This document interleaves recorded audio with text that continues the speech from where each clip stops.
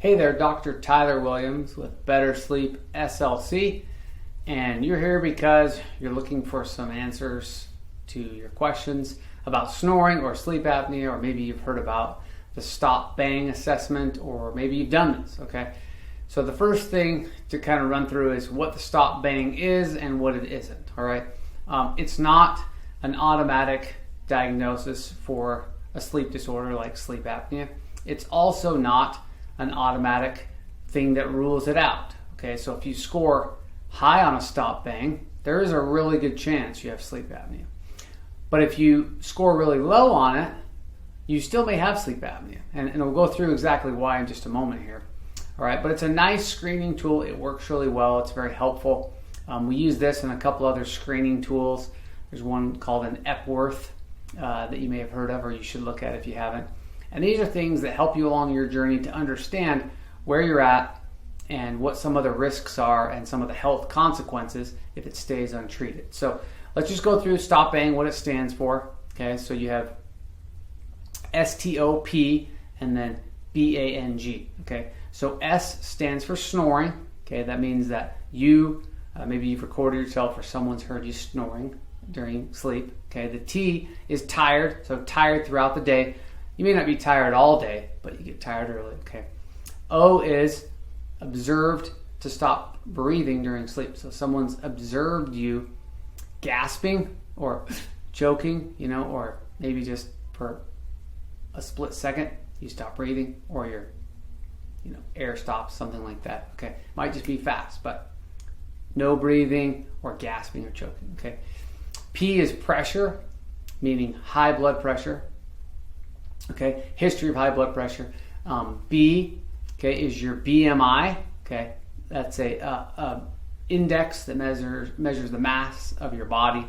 Okay, A is your age, N is your neck size, and then G is your gender. Okay, and I'll give an example. If you're a male and you're over 60 or 65, okay, so age and gender, male over 65, and you have a history of high blood pressure, about 95% of you have obstructive sleep apnea. It's very high, okay? So we can spot those ones 100 miles away. It doesn't take a lot. I mean, I'm about a 15 to 15 and a half inch neck size, personally.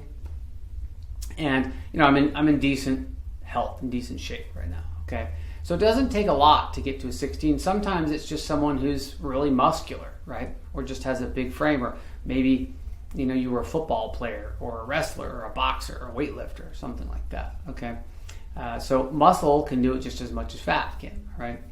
But those ones are really easy to spot. I had someone yesterday who had been coming to the office, and he had spoken with his physician about getting a sleep test, and his physician was kind of like, well, I don't know. I don't know if there's much going on, okay? But he was saying, I only get 4 to 5 hours of sleep a night. I have to wake up and use the restroom, and then I lay there, and my mind's going a million miles an hour, and I can't go back to sleep. And this has been happening for years, and I fell for my friend here who came in to get some help, and he didn't give even a suggestion on how he could find an answer, right? But here was a male, 63 years old, and he takes a pill for high blood pressure. So in his mind, he didn't have high blood pressure because he was being treated for it, and his blood pressure was being maintained. But because of that, and then a couple other things that we looked at in his mouth and airway, there's a 95% chance that our friend has sleep apnea. And so we're going to go through the home sleep test process and screening and get some more information to confirm if that's the case or not, because it's not always, but very likely that's the case. All right. On the flip side, a lot of times we'll see females who are very small, and they have a small neck size, and they're female, not male, and they have no history of high blood pressure and still have sleep apnea. So this is where I said, as these screeners, a lot of times we can see, just that red flag, obvious, staring us in the face.